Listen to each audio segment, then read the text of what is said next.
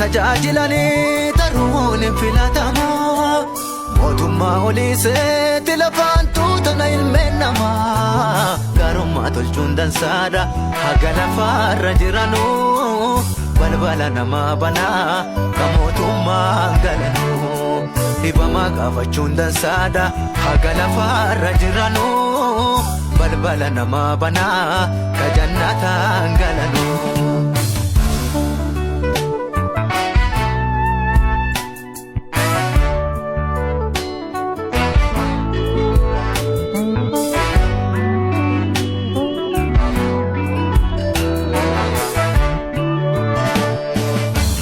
Nami waljibuufu